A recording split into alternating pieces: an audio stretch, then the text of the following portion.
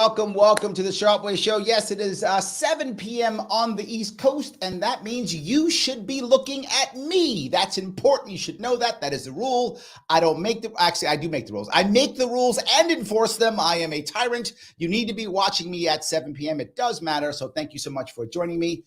Tonight, I am touching a topic that a lot of people don't touch, particularly in this world, but it's a critical one. It's the idea of leadership, what that actually means, how valuable it is, and how we're able to move people in a group. And the most important piece here is, as you guys know, I am blatant libertarian. I don't want to order you around. I want you to want to follow me. I want you to want to be led by the right people in the right way. And I want to be led, and I want you to lead me. I want us all to be doing the right thing to the best of our ability. So I have scoured the earth for someone who could give me some insight on this. And I have found someone. He is a leadership coach. He's an author. He's a podcast host, the man himself, Jamy Bechler. How are you, sir? I'm doing great, Larry. I hope that my wife is listening or watching this right now and heard that introduction. I hope that she appreciates what she's got. No, but there we go. But great. You couldn't have said it better myself. I couldn't have said it better myself about the leadership stuff. Awesome intro. I appreciate that. Absolutely, of course. And for more information on Jamy, please check him out at jamybechler.com. And if you're listening to this on a podcast, it's not spelled how you would think. It is Jamy for Jamy and Bechler, BECHLER.com. Or you can follow him on Twitter at Coach Bechler, BECHLER. So the first thing I want to bring up, Jamy, this is the part that I think hit me number one, which is the idea that coaching, most people think that coaching is basically training or teaching, right? That's what it is. I'm training someone. I know how to do it. Do it the way I do it. Now you're good. I think most people think that, but you don't. In fact, you've gone as far as to say that type of coaching is actually selfish. Go down that road for me, please. Yeah, I think we do get, I have friends. I know people in the space, in the coaching space. I use air quotes with that think if I'm telling you, Larry, if I'm telling you how to do things, then I'm coaching you, and that's just such a minute part of coaching. That's really just training. That's maybe teaching something. That's passing on information from me to you. But coaching is really taking you, helping you, coming alongside of you and helping you go from where you are to where you want to be or where you need to be. And that's going to be some give and take sometimes. And I think a lot of us do it wrong. I know me, I was a college basketball coach for 20 years. I know early on in my first head coaching job, I did this terribly. I thought that the best way to lead or the coach was to take all my information and tell you because I know better. They hired me to do this job and I'm smarter than you. Well, if we've watched like Ferris Bueller's Day Off, the old movie, Ben Stein is that teacher, the smartest person in the room, but no one's paying attention because even though he's the smartest person, no one's inspired and he's not meeting them where they're at and then helping bring them to where they need to be. He's just regurgitating information. And that's what a lot of people do. But coaching is finding out what makes Larry tick, finding out what motivates him and how can I best facilitate his learning, but also facilitate his growth and development. And it really, to be honest, it takes work and it takes intentionality. Yes. And a lot of us as coaches, especially me in my first head coaching job, I didn't want to do that. I just want to tell you what to do as opposed to work within, I don't want to hear what you have to say. I don't want to hear your suggestions. And you're the coach. So why are they talking? I'm the coach and heaven forbid, I don't want to get inside your mind. I don't want to get messed up by thinking what you think, but you almost have to, in a way, to help people. And I think that that's what it's all about is helping people and making people better. So I want to tell a quick story about this. Years ago, I used to teach at the graduate school of Yale and Columbia. And I was at one Columbia class. And for those of you who don't know, the MBA class at Columbia filled with finance people.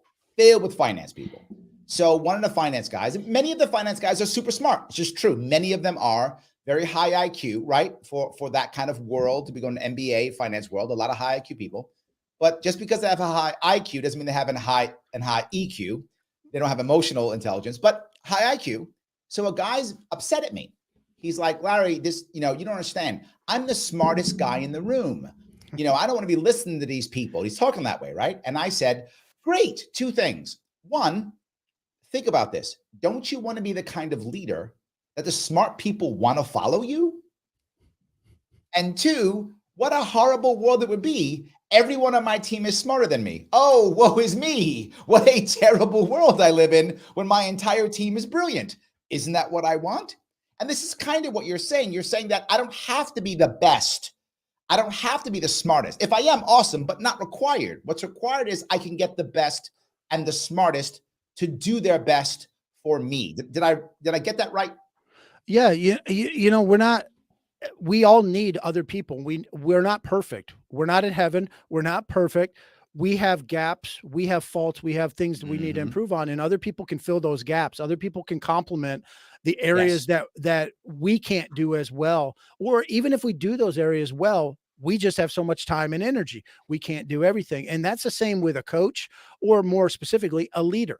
Anyone Yes. that's in any kind of a leadership position or has any kind of status, you can't do it by yourself.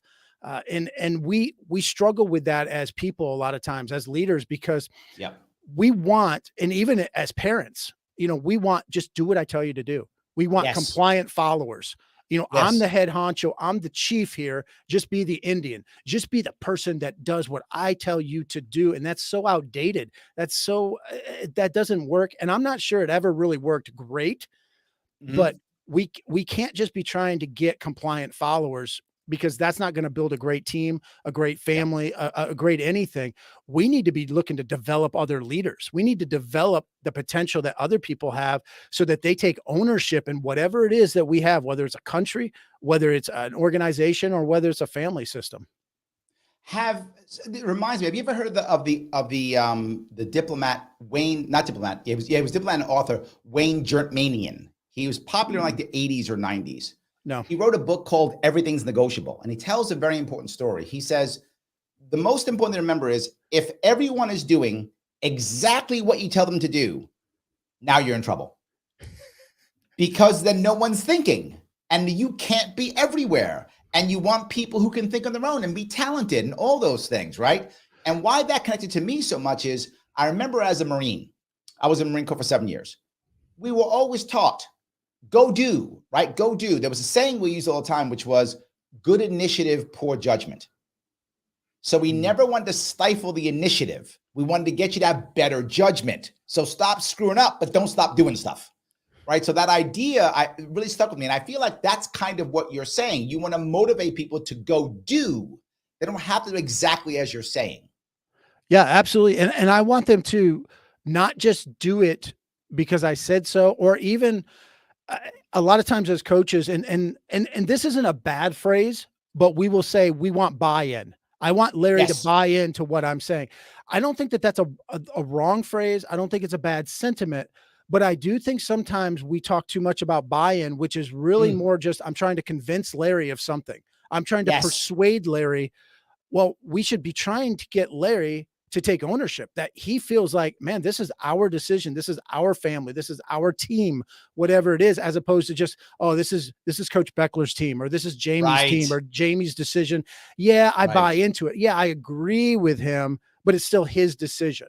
Right. And I think we would have a lot more success in whatever we're doing, because we're going to be doing things together, where you have people more 100% all in on something. I would rather have people 100% all in than people 100% bought in. And I know that's, Yes. I No, know we're I agree. splitting hairs. No, I'm getting it. But just that framework, just changing that framework just a little bit, I think then I now am more concerned about what Larry's thinking. And obviously we can't walk around on eggshells and have votes about every single decision. And I can't weigh everybody's opinion 100% equal all the time. I get Right. that. But it's just that mindset of, I need to consider what Larry's thinking. But man, Mm. if Larry can feel like this is our thing, we, us, ours. If he can feel like it's Yes. our thing, then he's going to be so much more committed to what we're doing. And when we lose, it's going to hurt him more. When we win, Yeah. he's going to celebrate. And that goes for bench players. That goes for people that are, custodians at a business, or people that, don't get paid very much. They're going to feel like they're part of everything that's going on, win or lose, when they're more invested in the process. Well, I'm going to go even further than that. That sometimes you as the coach aren't sure how to fix the problem. And somebody might say, "Hey coach, I now know," because they have ownership. So they don't just go, "Well, that's Coach Bechler's problem, not mine." They don't do that. They go, "No, this is our problem. And I now know how to fix it. So I have an idea at least. So I can go talk to the coach and now he'll listen to me because I'm paying attention. I'm trying to make this thing work." So I think that's a secondary piece to that, right?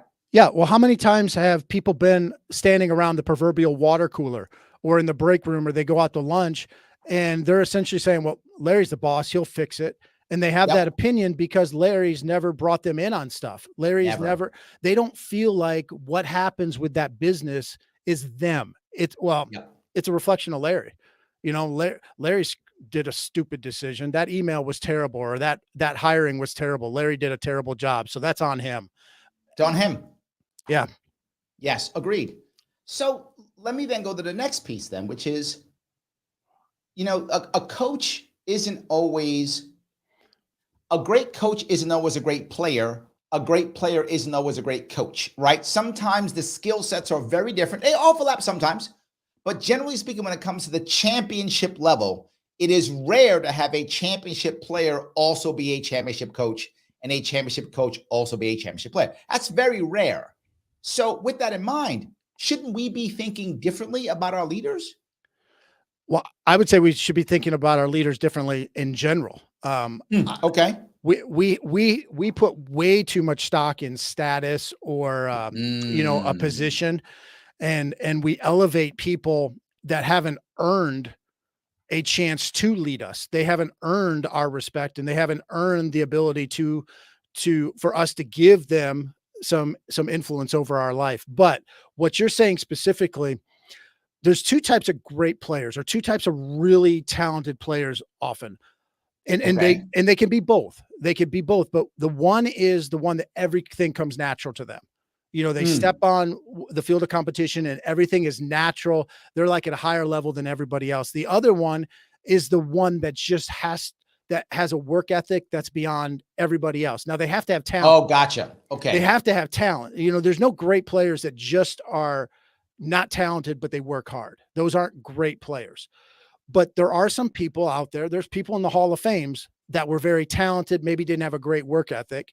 But then there's also talented people that had amazing work ethics. But Sure. anyways, Sure. both of those kinds of people struggle with the everyday Jamies or the everyday Larrys to coach them, Right. because they can't relate to that. Because the one that everything was easy, well, they can't relate to, well, why isn't it easy for you? Like I just was able to do this. I see this happen and I can go do it. The other person, they can't understand why somebody isn't in there at 4 a.m. and Right. why Right. Right. Right. someone Right. Right. isn't the first there, the last to leave, and does a little bit extra. They can't understand why you wouldn't, like, you're getting paid for this, or you're on scholarship, or why doesn't this mean enough to you? They can't understand that because they're just like a Kobe Bryant. I think Kobe Bryant is one of the hardest workers of all time. He was very, very narrow focused. Like, you rarely saw him do commercials. You rarely saw him, Mm, hobnobbing with celebrities while he was a player. He was strictly focused. And he even struggled with his teammates, because his teammates, okay. even the hard workers on his team, still fell way short of the Kobe Bryant Mamba mentality. So those kinds of people sometimes really struggle to lead others or to coach others because they can't get outside of themselves and see other perspectives. And I would say, just in general, people struggle with seeing other perspectives. People Yeah. struggle with seeing points of view, whether you're a great player or not a great player, whether you can't play a sport at all or you play all the sports. We struggle with seeing other people's perspectives and understanding other people. Well, I would even argue that sometimes we can't see our own, right? That sometimes it's easier to see someone else's problems than it is our own sometimes, right? The idea the coach can't coach themselves. What's that old saying? The contractor's house is a disaster, right? But everybody else's house he fixes is awesome, but his own house is a disaster. He can't fix his own thing, right? So, I mean, I think coaches, I mean, kind of what you're doing now is Mhm. kind of coaching the coach, right? Which is a Yeah. challenging thing to do.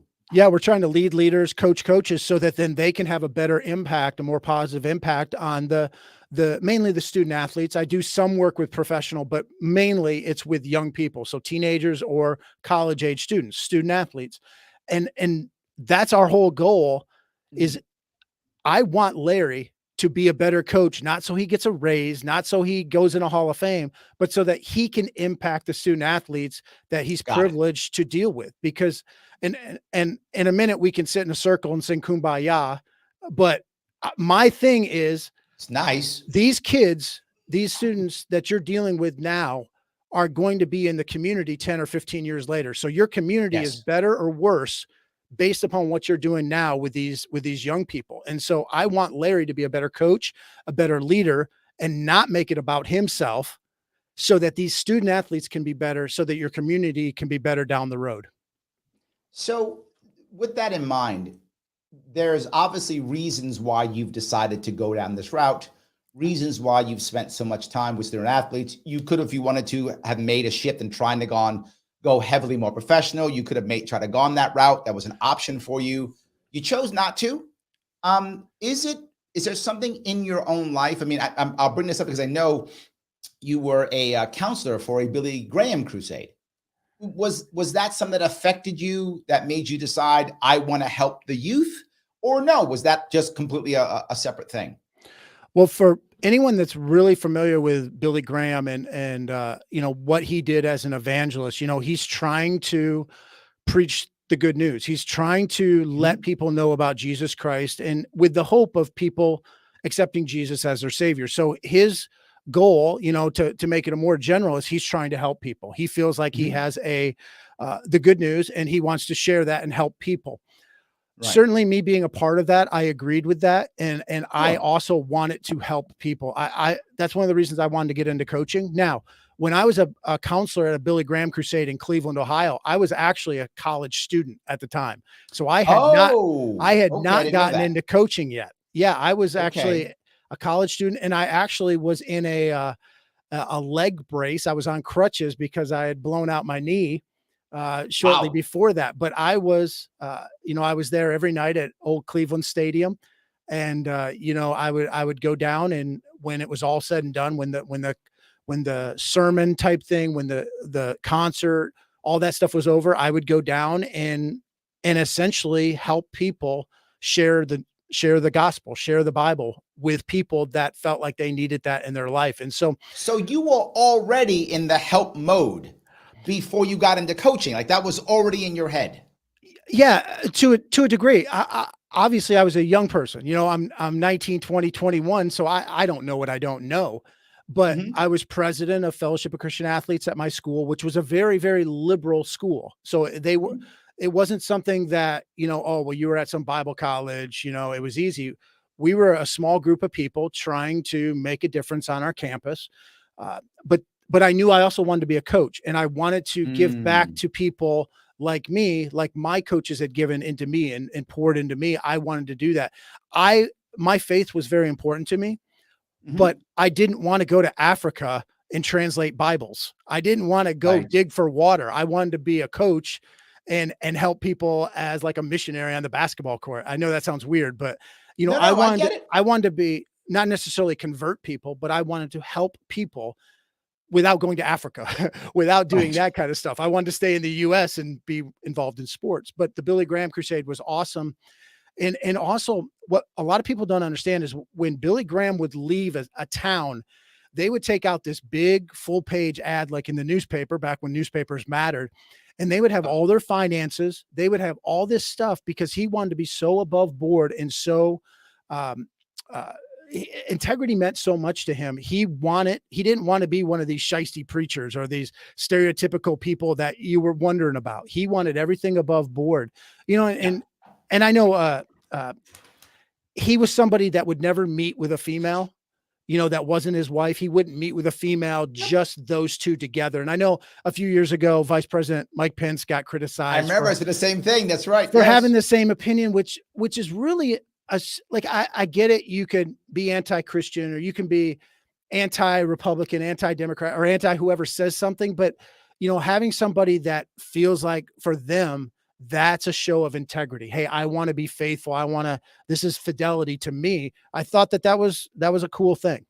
I got to tell you, people tease me. I have similar rules with my marriage. I have similar, I felt Pence was a little bit too much for me, right? That was too much for me. However, I do have similar rules. I don't put myself in situations to where things might not go the way I want them to go, right? So I do have similar, not the same. I do think Mr. Pence has gone a little bit too far for me, the vice president. However, I do understand where he's coming from, right? I do, and I'm not mad at him for it, right? That's how you feel you should do things. Go on with your bad self. And I think that that's important. I think what you're saying is also important, because sometimes we'll judge, or we'll say, well, that's not how I would do it. And so then we say, well, that's a bad thing because that's not how I would do it. Well, there's some things that are just bad, but then there's some things that are a matter of preference or opinion. And cheating on your wife is bad. How you don't cheat on your wife is on you, right? However you achieve not doing that is good, whatever way you need to make that happen. But cheating on your wife is bad. Yeah. And when, Vice President Pence was saying all that, I mean, he wasn't saying women are bad. He wasn't saying I'm above women or I'm above anyone else. He was just saying, essentially, my faith or my integrity, this is what I've determined for me. And correct. But then he gets criticized like, well, that's a bad thing. And that's not bad. I'm a libertarian, right? I'm a libertarian. You do you. If that's what makes sense for you, it's fine. And if, I would go the opposite way. If him and his wife are like, hey, sleep with whoever you want to sleep with. If they both agree, then I'm okay with that too, right? You do you. I have no problem either way. Well, I want to walk down to one more line if I could. And this is the idea of treating people equally. What I mean by that is you bring up a very important point. What I've seen, right? I played high school football, right? So I played some team sports, right? I used to play PAL baseball when I lived in New York City. So I've done those things. And I remember something you mentioned, which really struck home for me, which is treating the first string and the second string and the fifth string all with respect. And I wasn't always first string, right? I'm not a small guy, but when it comes to football, I'm a small guy, right? The football players at my high school were monsters. I'm an average sized guy walking around, but on my football team, I was a little guy. So I would have liked to be treated normally, if that makes any sense. And I didn't. And it actually, I still remember, I mean, I'm in my 50s now, so it's been many years since I was on high school football, but I still remember, right? So when you said it, that's still stuff. I was a really good baseball player.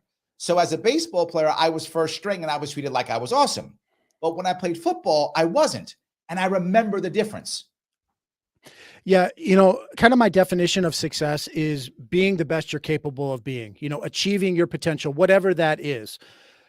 I believe that the definition of significance, or when I think of significance, is when you help someone else be successful. We all want to have value. We all want to be somebody, no matter who you are, no matter how talented you are in a certain skill. We want to be valued. And I believe, all right, say I was a basketball coach. I have 15 players. Obviously not all 15 players are equal in talent. They're not going to be equal in what I expect of them from a basketball standpoint, but each one of them is a son or a daughter. Each one of them has hopes and goals and dreams and fears. Each one of them is a person. And it kind of goes back to, once again, I hate to say that, kumbaya type stuff, but it goes back to my faith and doing a Billy Graham crusade or being a Christian camp counselor when I was in college or whatever. I believe that every person matters. Now, obviously not every player is the same talent wise, but every person on that bench. Now I'd like to say that I treated everybody equally at times, and I didn't, because I'm human and I screwed up. And especially as a young coach, I screwed up a lot as a young head coach. I was 27 years old, the youngest NCAA head coach, women's head coach in the country. I screwed up a lot. And then 4 years later, they allowed me to take my talents elsewhere, but I learned. They cared about you. I learned a lot though from that first head coaching job. But anyways, each one of those players wants to be successful. My job as a leader, as a coach, is to help them be as successful as they can, to help them reach their potential. Now, that might not be all conference, but that might just be, hey, when they do get the chance to go in, they don't mess up because I've prepared them. It might not be that they score 20 points and, get a game ball, but it might just be they're scared of messing up. Well, I've prepared Yeah. them and helped them, given them some confidence where they can go in their limited amount of time. They take advantage of that opportunity and they feel good about what they just did. Well, I But got to that's tell you something. I'm going to go back to my high school football. Right, I was a pretty good baseball player as a younger kid, so I often did well. But as a football player, I wasn't that great. And I remember two things specifically. I was part of the team when we actually, and again, this is years ago. I was in high school, but I still remember it when we had a kickoff return, and I was part of the blocking team. We ran a touchdown from the kickoff return. Now, I didn't have the ball. I was one of the blockers, right? So, and I wasn't that fast. I would have never made that happen, right? But I was part of the team. And I still remember how good I felt being part of that play. That it's very rare, high school even, that someone right. gets a kickoff and then they run it back for a touchdown. I mean, that doesn't really happen, right? So it happened. And I was so happy being part of that. And I felt like I was one of the cool kids. Like I felt like I was one of the cool kids. And it still mattered to me. Well, we do a bad job as leaders, whether we're in a company, whether we're a politician, whether we're a Yes. coach, a teacher. It doesn't matter. We do a bad job of bringing people in where they feel what we talked about earlier, ownership in the Right. result, but also because they take ownership in the result because they've invested in the process. So, how Right. many times as a coach does a kid hit a shot, to win the game, at the buzzer, and the first person we mention to the media, or we high five that person that shot, or that's who we mention to the media? Well, what would it do to our team if we talked about the kid who set the screen? If that was the Right. first kid, or the kid that took the charge, on defense with 5 seconds to go, that even gave us the ball back to Right. allow. Now, when we're preaching the team all the time, now our actions are aligning with the words that are coming out of our mouth all week long. Or if we're praising the bench Yes. players for how much they encourage the starters during the game, or we're praising those slappies, the JV players or whatever that were practice dummies all week that got us ready for this big game. When we start praising those people and catch people being good, when we catch Yep. people being good and encourage them, now everybody else sees, oh, well, Larry is actually doing what he says he's going to Right. do. Coaches, leaders, we're so good at quote unquote setting the standard or telling everybody what to do, but oftentimes we don't be the standard. We don't Yeah. model So the standard let that we're me telling everybody to do. let me do what I have to do here. I do a little bit of admin if I could. A little bit of admin I got to do. Guys, if you're liking what you're hearing, then do me a favor, hit that like button. It does matter. Every time I hit the like button, I get past those algorithms that constantly fight me and push me back. So please do that. If you happen to be watching this on Twitter, then do me a favor, retweet this right now. Just click retweet right now. If you're watching on Twitter, let people know that we're talking about this. It does matter completely. And something else, if you like what Jamie's talking about, then he showed up here. He didn't have to, he did. So help him out and go follow him. Follow him on Twitter over at Coach Bechler, Bechler. Follow him there to show that, hey, thanks for showing up and doing this and giving us a little bit of cool insight. So do that if you could. Lastly, you can support the show directly if you want to. My sponsors, theadvocates.org, the Advocate for Self-Government. If you want to head over there, please take the world's smallest political quiz, or take one of the surveys. There's a human respect survey. There's a bunch of the surveys. Take one of those surveys and then share your results. It's free. Take you a couple of minutes, but it's free. So you don't have to pay a dime. Supports this show, keeping my sponsors happy and me happy. So you've done it before, do it again. There's a bunch of surveys. Take another one. I don't care. Take any of them. Share it so that people see it. When you do that, what happens is people see it. People start having conversations. Others take the surveys, and everyone starts seeing the advocates and what we're trying to achieve with us having better self-government, being better people. Please, it's my sponsors. Help us out to the best of your ability. So let me keep going if I could.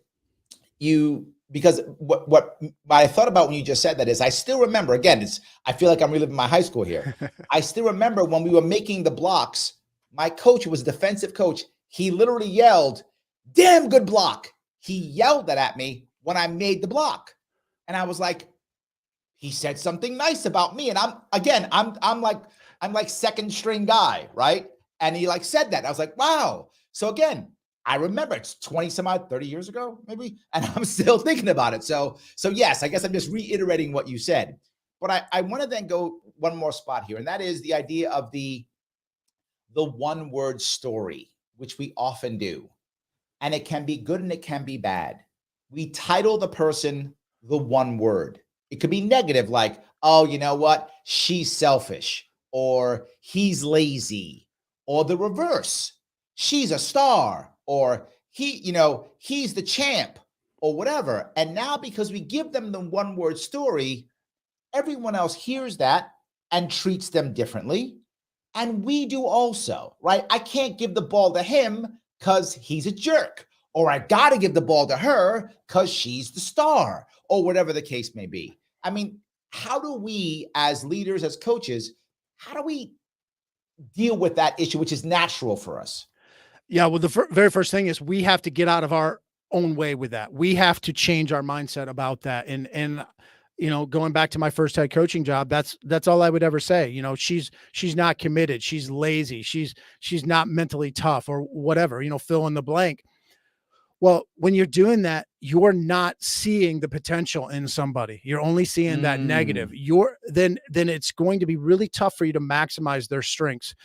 And most of us have strengths that need maximizing. Okay. And where I'm Yes. going with this is, even in the coaching world, we will talk about, hey, I've got to make sure that Larry improves upon these three things. These are his weaknesses. And so Yep. this summer, we're going to work on Larry's weaknesses.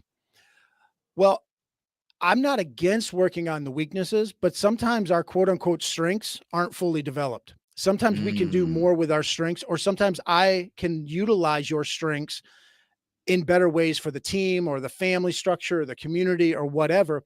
But we get so focused on the negative just in general as people. And you could translate that into weaknesses of a player or things you got to Sure. improve upon. And I understand that, but we're humans and we're always going to have some flaws. We're always going to have some weaknesses. I prefer to look at it as, and this isn't like me burying my head in the sand, but I prefer to look at, what can Larry do? What can he do well? And I know that plays into the one word thing that you're saying, but I'm trying Right. to, in a way, but I'm trying to find those good things that Larry does and pull those out of him so that he can use those even more. So But what he you're can, saying is, I think it's different, right? What you're saying yes. is, what is Larry's strengths and weaknesses versus Larry is one thing. What you're talking about is actually making me a three-dimensional person, Yeah. right? I've got this strength, this thing that works well. I work on this, not work on that, whatever. I'm saying that when we do the one-word story, you become two-dimensional. Well, yeah, because I think that there's more to Larry than just, and that's what you're saying too. There's more to Right. Larry than just that one word.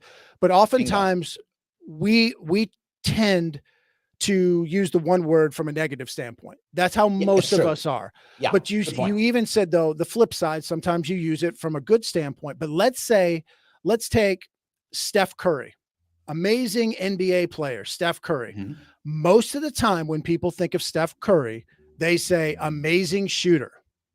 Yep. That's a positive thing. That's awesome. He's one of the greatest shooters of all time. Well, the more we say that and address that one word or that one phrase to him, the more we box him in and pigeonhole him. Yes. Where now, even though that's a strength and a positive, we're not able to utilize him fully, Right. maximize all of his strengths that he might have. Or even if we say, now Steph Curry doesn't have many weaknesses as a shooter, but take a high school kid or a college kid. Sure. Oh, he's a great shooter. Larry's a great shooter. Well, is Larry a great shooter off the dribble? Is Larry a great shooter if Mm, the ball's coming from his left or coming from his right or coming straight on or coming off of a screen? There's so many different ways that he can get a shot off. Is he great at all those?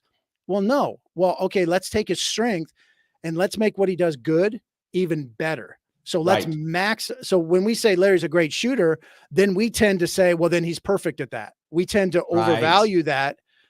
Well, we can still maximize a lot of different ways. So I'm saying all this, there's a lot of dynamics to consider. And definitely when we pigeonhole or box someone in, I think we're doing them a disservice, whether it's good or bad. So let me then move a little bit, if I could, to the value of team sports outside of team sports, right? Yeah. Because I think we're going from coach to leader. Leaders should be coaches. I mean, many of things are true. And I think was it Sheryl Sandberg, I think, who wrote the book Lean In, Yep. and she was talking about the value she had, for team sports. And I try to get my daughters I have two daughters to play team sports. I knew that generally speaking, still in today's world, much easier for boys to play team sports than girls. Many more options. Naturally, people do it. They always assume boys will do so, and I did when I was a kid. I played baseball, I played hockey, and I played football. So I played a lot of team sports when I was a kid. But my daughters didn't have the same opportunity, so I kind of gave them a little bit of a nudge. I was my daughter's basketball coach for a little bit. She played basketball for a while, and she didn't really like it. But now she's older. She's in college now. But when she played, she was young, 11, 12, 13, 14, that young age. She still looks back at it like, Dad, I'm glad I played. Like she still has, even though then she was like, do we have to get up and practice, right? She didn't want to do any of that stuff. But she looks back at it now with like, I'm glad I did it.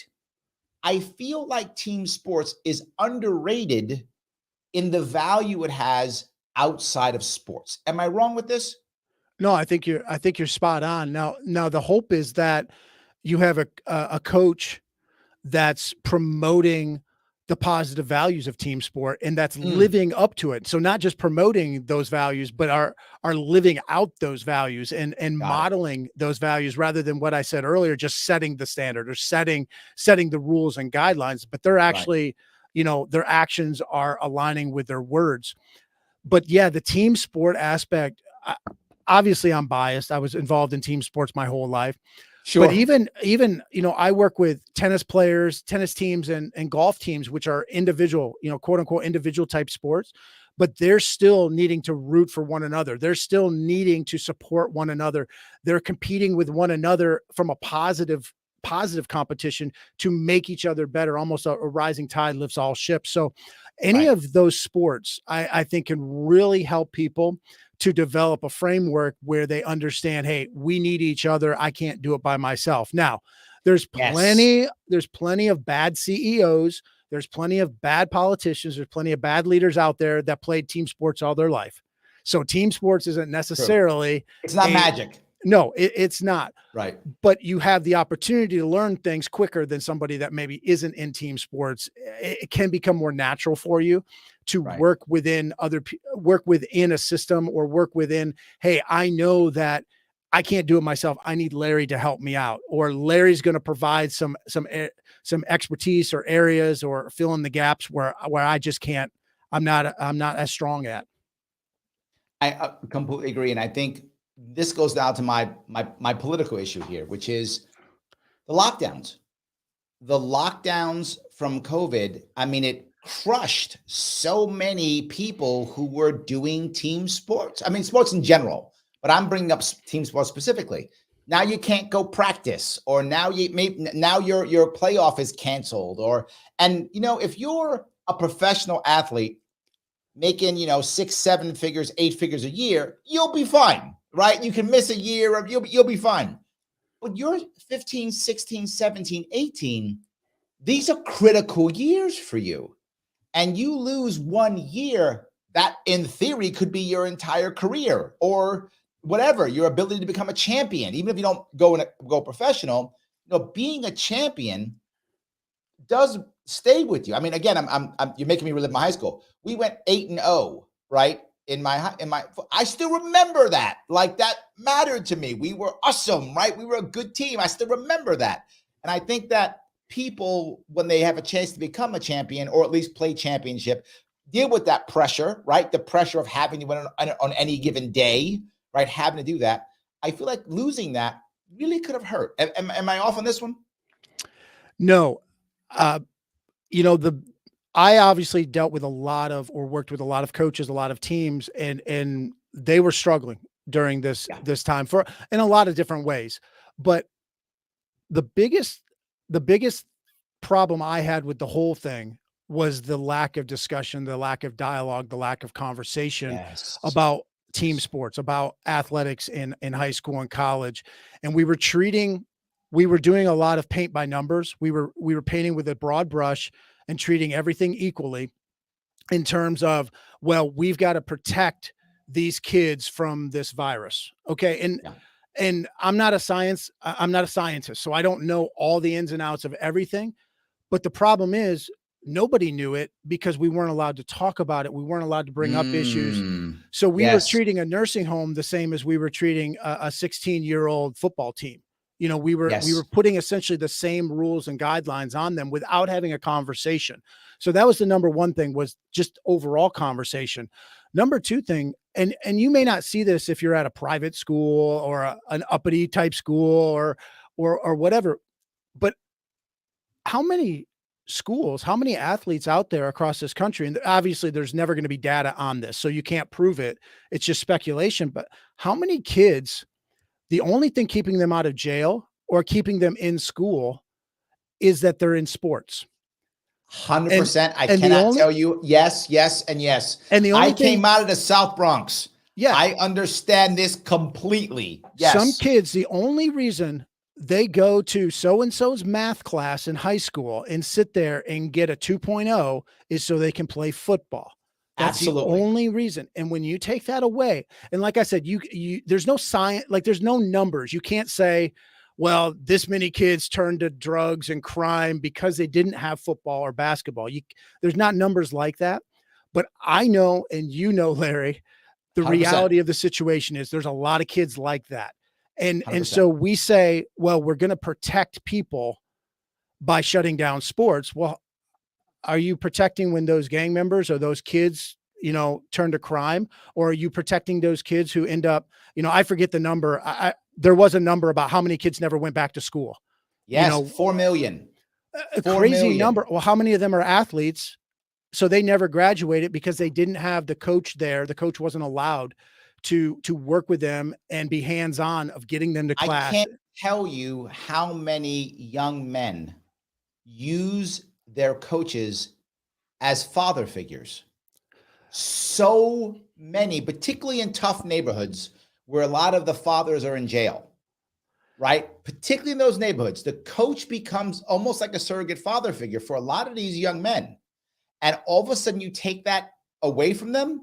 You're right. They go to the gang. They're looking for positive male role models. If they can't get positive, they'll take whatever. They need role models. And if you Yeah. don't give them good ones, they take bad ones. Well, that and my opinion on that, or my take on that, is even before that. That's not even getting into whatever I thought about the actual lockdowns or COVID or anything like that. It's just Sure. we couldn't have a discussion. We never brought this stuff Right. up. And then all of a sudden it goes back to what we were talking about earlier. We're essentially saying just shut up and do what I tell you to do. Right. And it's like, wait a minute, you're leaders. You're supposed to be the smart people. You're supposed to be helping. Like, you're saying you're doing this to help, but are Not you helping. really helping? I don't know, No. because we're not even allowed to have a discussion. Correct. Correct. And these are Absolutely. kids too, because, and So as well as I do, these kids are our future, and so what are we teaching them? Number one, but when we shut down everything, we lose the opportunity to develop them to their fullest. We're not going to develop kids over Zoom, you know, uh, right. to their fullest, if it's prolonged. So I just thought we should have had more conversation about that. Agreed 100%. And we should have been worried about, we should have had people say, wait a minute, you're worried about X. What about Y? What about Z? Which one's more important here or there? How can we make these work? I completely agree. This goes to the next piece, which is what you talked about, trust, right? We're losing trust in our institutions. So now where do we find trust, right? Where do we find that? And I think part of being a good leader or being a good coach is building trust, right? And here I show up, I'm the new coach. They don't know me, they don't trust me. But the same thing happens in business. I'm the new manager, I'm the new leader, I'm the new vice president of sales, right? I'm the new whatever. You got to start with building trust and finding out people's why. And I think that when you just give orders and you don't connect, you actually lose trust. That's just my view. I mean, some people may think I'm crazy with that, but I think if you're not finding out the why and asking questions, I feel like you're losing trust. I mean, am I wrong here? You're 100% right. We've got to be putting these, depositing in this emotional bank account. We all have bank accounts, real bank accounts. Some of them are bigger than others, but if we want to withdraw money, we've got to put money in.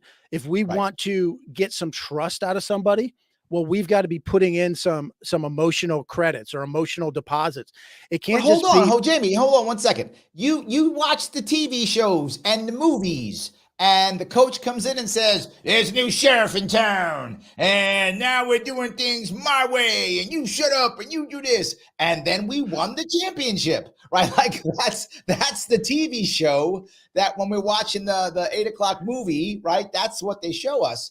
And I know from business, that's not how it works. When my you fa- walk into that, you got a mutiny. You don't have a success, you got a mutiny. my So favorite my favorite movie. go Favorite ahead. movie of all time is Hoosiers, and that's what Gene Hackman's character does. Walks in on the interim coach. Your coaching days are over, you know, Right.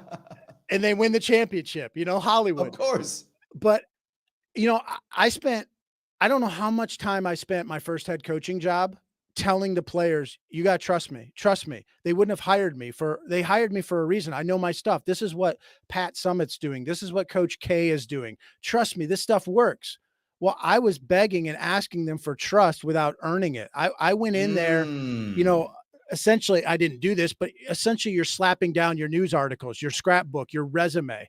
Oh, see, I Right. belong, oh, no, that's not how you get trust. You get trust based upon connecting with people, and Right. it's not even a popularity contest. It's just trusting that Larry's going to trust Jamie, that when Jamie says something, number one, he's going to do it. Number two, he means it. Or, you could say number one, he means it. Number two, he's going to do it. But then Right. I don't have an ulterior motive. If I ask Larry to do Right. something, it's not so that Jamie can look good, or there's no ulterior motive here.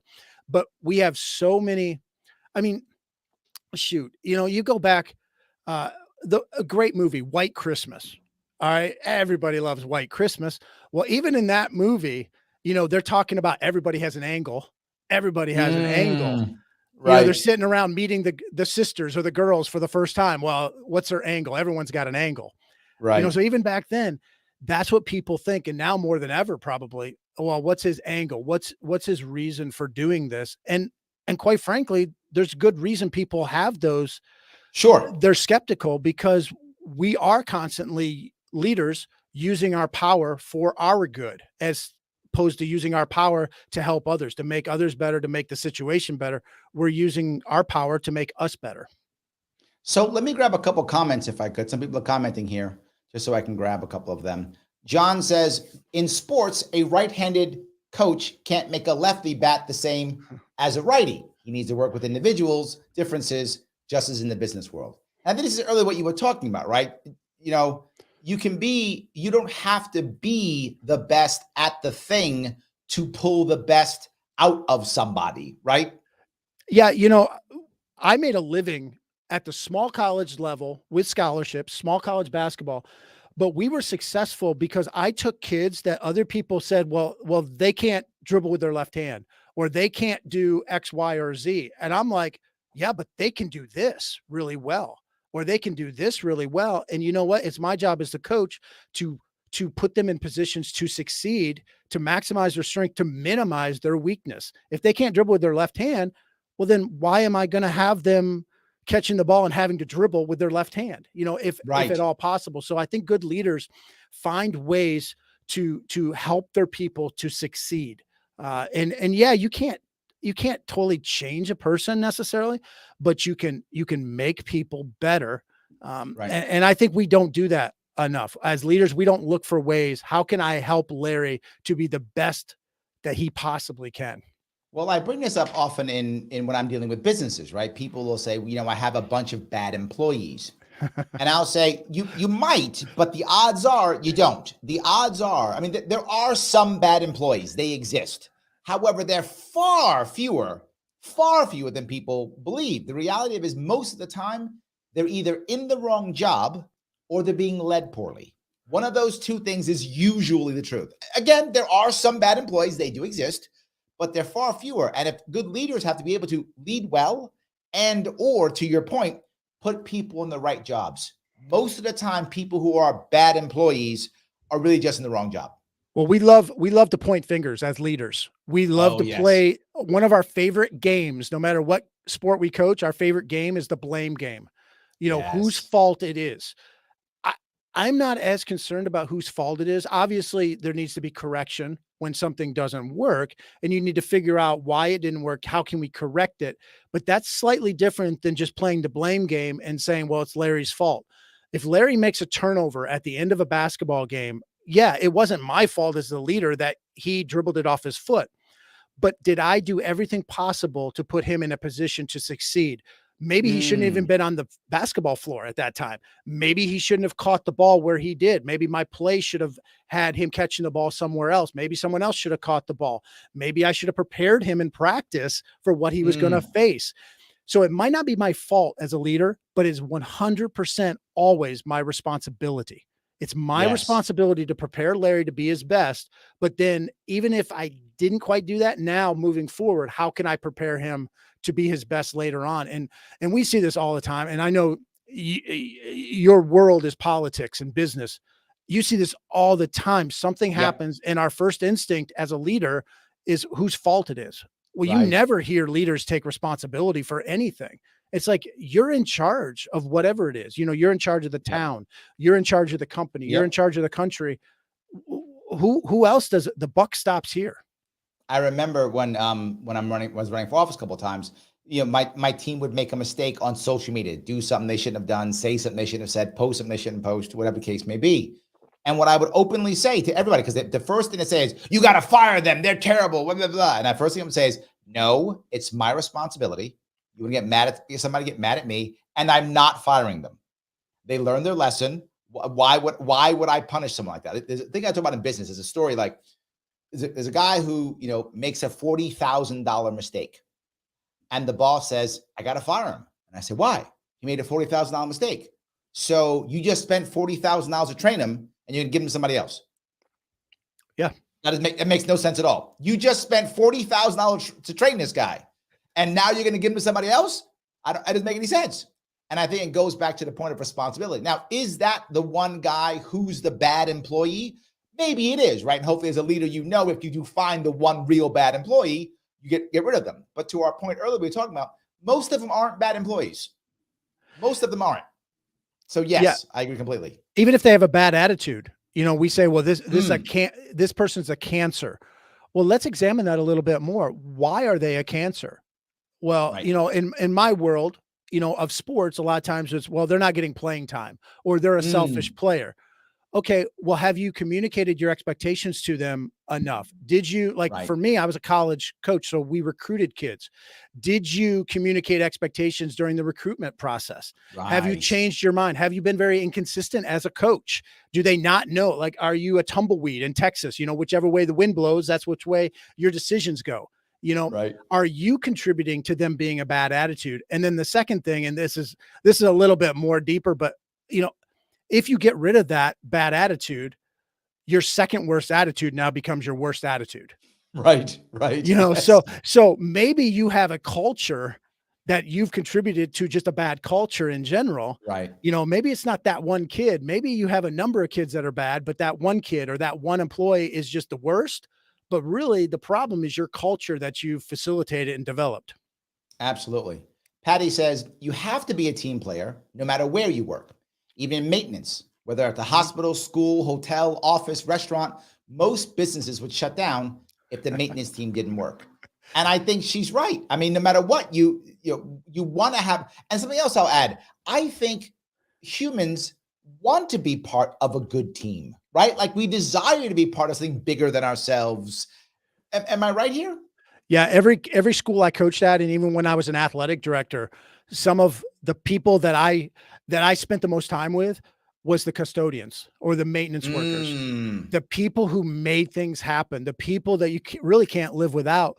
But they're sometimes the lowest paid people in a school, and yet they're some of the most valuable. And I tried to give them shirts, I tried to give them extra food whenever possible. Plus, right. my dad was a maintenance worker at Hillsdale College in Michigan, and he was like the fix it all guy. He was the guy that Right. everyone went to fix whatever. And I saw how he worked and his work ethic. And I saw, these are quote unquote the people that don't have status. But Right. man, things don't operate, things don't go well. The president can't do his job if the maintenance guys or the custodians aren't doing their job.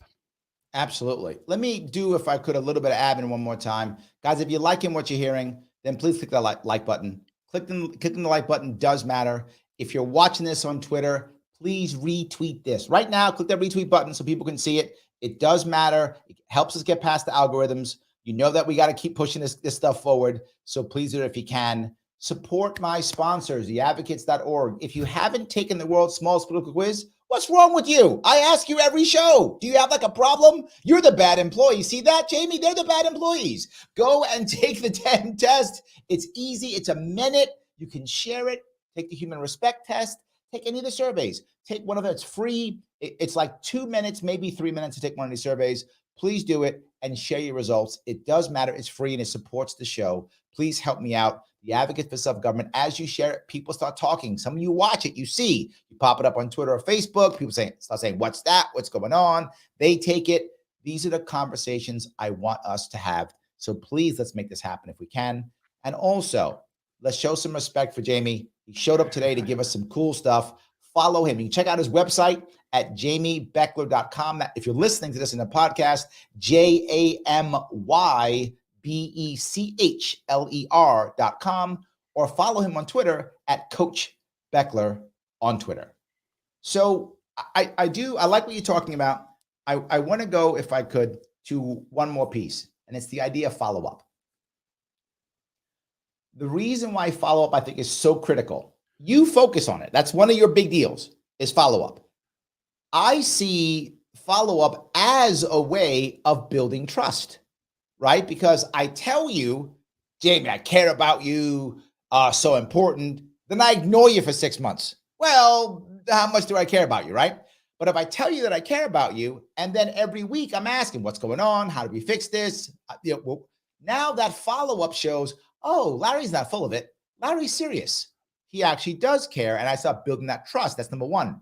But number two, I feel like follow-up also gets people in the right mode. Like they start thinking, oh, I have to constantly do. I can't just show up and be super cool one day and then not do anything until the next game or something, right? I think it goes both ways. Is that why you push that, or am I missing something? Oh, a lot of times the things I push or emphasize are the things that my wife says I need to do better at. No, There we go. I'm normally talking to myself. I'm normally anything I say, it's what I need to hear as well, or what I needed to hear when I was a young coach or a young leader. But the follow-up piece, I wish I did it better. I'm constantly kicking myself because I don't do it as well as I know that I should. But I read this book years and years ago, and it's one of my favorite books. It had a profound impact on my life, but it's called Dig Your Well Before You're Thirsty by a guy named Harvey McKay. Dig your well before you're thirsty. But he starts that book off with a story, and I forget the specific details, but this person had some financial trouble and needed like $10,000 or $15,000 like immediately. And the story goes, he called up all these people that could give him the money, but they hadn't heard from him in forever. Right. And so kind of that was the springboard to the book of dig your well before you're thirsty, or you could say, fix your roof before it rains. But, do we have people in our life that we can count on? Well, you can't count on people if you're never following up, if you're never keeping tabs on them, or never having a relationship. If you only, like sales, Larry, you've done a lot with sales in your career. If the only time a person hears from you, a customer hears from you, is when you're trying to make the sale, they're going to start to wonder, this is more of a transactional type thing. I don't know if Larry really cares about me. And so the more you can follow up with people, and the more that it doesn't have to be, I'm going to call Larry, once a week and we're going to have an hour conversation. Right. But we've all had these situations where we call up an old friend, or we call up a relative we haven't talked to for a long time, and it's like a 2-hour conversation. Right. And then the next time you talk to them, it's a year later, you have another 2-hour conversation. It's like, well, man, if I would call them like once a month It'd only be like Right. it'd be a 20-minute conversation maybe, and we'd feel better about our relationship. It Right. wouldn't be catching up all the time. So I do think the more we can look at follow up, and it's got to be intentional. Maybe you're Mm, setting reminders on your calendar, and it could be personal or professional, but it's so crucial to follow up or to keep connecting with people. And when you talk about connecting with people, I think of like a tailor. And I don't go to a tailor, but other people go to a tailor. They go in there, the tailor measures them, all this yep. kind of stuff, and gets the perfect suit for that person. Well, if I go into that tailor a year later, the tailor doesn't go, "Oh, Jamie, good to see you. Here's a suit for you." It's like I could have went to a department store and gotten off the rack. No, Right. they measure you again because maybe your measurements have changed. When we fail to follow up, or when we don't keep in touch with people or connect with people on a regular basis, we're essentially going into that tailor uh, taking something off the rack. Well, I haven't Right. talked to Larry forever. Well, I'm going to call him up and everything should be good with him. Well, we haven't connected with him in the last year. Where that matters a lot is our people. Are we connecting with our people? Do we know what's going on in their lives? What their hopes and dreams are, what's going on with their family? All that kind of stuff matters because people want to feel like they're valued. Right. Absolutely. I completely agree. That's the thing I love about the follow-up piece is, that's you brought up something else though, right? It should be heartfelt, obviously, but it's okay if we use technology to help that along, right? It's not any. If I'm like, I got to remember to call my mom. I don't have to. My mom passed away, but in theory, right? If I'm going to call my mom, it's okay if I put an alarm every week on my phone so that I can call my mom. It's okay to use technology to spur things on, and I think sometimes we feel like that somehow cheapens it. I disagree. I think it's intentional. If I put the alarm so I call my Mhm. mom every week, that's intentional. I want to call my mom every week. I still think technology is an advantage and not a disadvantage. No, we have to be intentional about everything. Whatever is important to us, we need to make that a priority in our lives. And the only way we can do that most of the time is to be intentional. And it doesn't matter if you're talking to your spouse or your children or whatever you put in your calendar when they have a softball game or a soccer game or Right. a play. You put their birthdays in your calendar, not because you don't care about them and you're going to forget, but because life happens and you might Right. forget, or you may not forget on that day, but you forgot 3 days earlier, which is Right. when you needed to. Valentine's Day. All right, we just had Valentine's Day. I know Yeah. Valentine's Day every year, but what I don't remember is February 11th or February 12th when I better get those flowers or get that That's order correct. in or get Or those get those reservations. reservations. Yeah. Yes. So I need to put that in my calendar or else I'm going to forget that. Not because my wife's Right. not important or whatever, or not because I don't know Valentine's Day. I just forget Valentine's Day on February 11th. Right. Well, I kind of want to wrap this up with something that is important for people who want to see kind of how you think. You have a website. It's the leadershipplaybook.com. Is that right? Yes. Yeah. The leadershipplaybook.com is kind of where you talk about how coaches can get coached, how coaches can use resources, and you talk about things like 2-minute videos and things like that to kind of get people motivated because you don't want to rely on others to motivate themselves. You want to be the one who helps to motivate them. So tell me about that website. Yeah, that website is essentially the behind the paywall. It's essentially Mm, our curriculum, our online program for coaches, for sports teams, for athletes. We have thousands and thousands across the country utilizing it, and it's full of 2-minute video lessons for players and for coaches to get better at certain.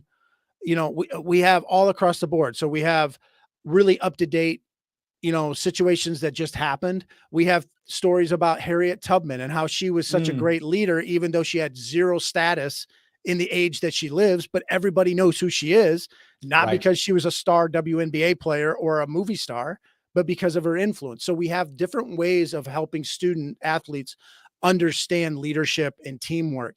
And we keep it at 2 minutes.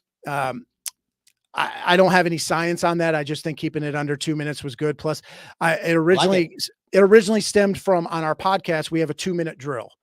So Mm, once a week sure. we have a 2-minute drill, like from football, and so we keep this episode on every Wednesday, we release a 2-minute drill. And so we want to do that. They should be like 7 seconds long, whatever their attention span is, but there we go. But I can't talk for just 7 seconds and get to a point in 7 seconds. I like it. Well, guys, I want to say, everyone, thank you so much for watching. Jamy, thank you for giving us an hour of your time today. I really appreciate it.